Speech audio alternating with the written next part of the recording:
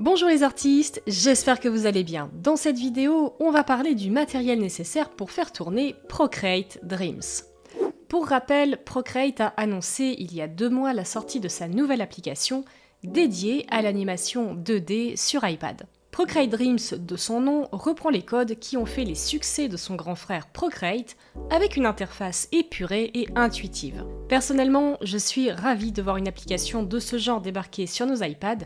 J'utilise Procreate depuis plusieurs années maintenant et je sais déjà que je ne serai pas déçue. D'ailleurs, il y aura des tutos pour les débutants qui seront proposés sur ma chaîne YouTube et je vous invite à nous rejoindre et à venir à la sortie de Procreate Dreams.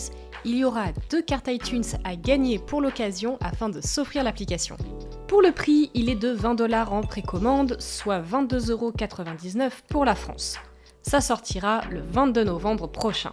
Alors concernant le matériel, on a du nouveau qui nous vient directement du site officiel. En fait, c'est assez simple, vous pourrez utiliser l'application si votre iPad est au minimum sur iPadOS 16.3. Pour connaître votre version d'iPad actuelle, vous pouvez vous rendre dans Réglages, puis sur Informations.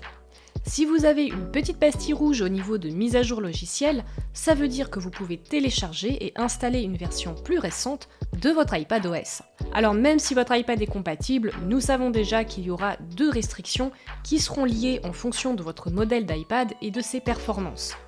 Numéro 1, le nombre de pistes vidéo sur la timeline. En effet, Procreate Dreams permettra d'inclure des vidéos pour animer par-dessus. Même si c'est une bonne idée, ça reste assez gourmand en ressources. Par exemple, pour un iPad de 10e génération, vous pourrez mettre une piste vidéo 4K, pour un 7e génération, une piste en 1080p. On pourra ainsi monter jusqu'à 4 pistes vidéo en 4K ProRes pour le dernier iPad Pro. Il y a de quoi faire, reste à savoir si par exemple, on va pouvoir mettre plusieurs pistes 1080p, s'il n'autorise qu'une piste 4K, réponse le 22 novembre. Si vous ne connaissez pas votre modèle, pareil, vous le retrouvez dans Réglages et Informations, et s'il n'est pas inscrit, vous pouvez vous rendre sur le site d'Apple avec le numéro de série de votre appareil. Vous aurez la référence exacte, je vous mets le lien en description.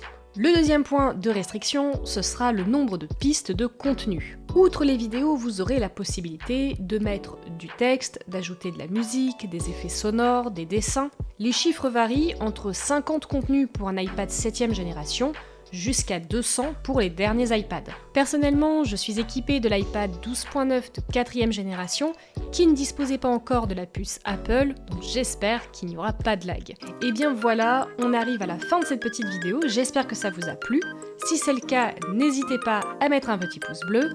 Dites-moi en commentaire quel est votre modèle d'iPad. On se retrouve le 22 septembre. En attendant, restez créatifs. Bisous les artistes.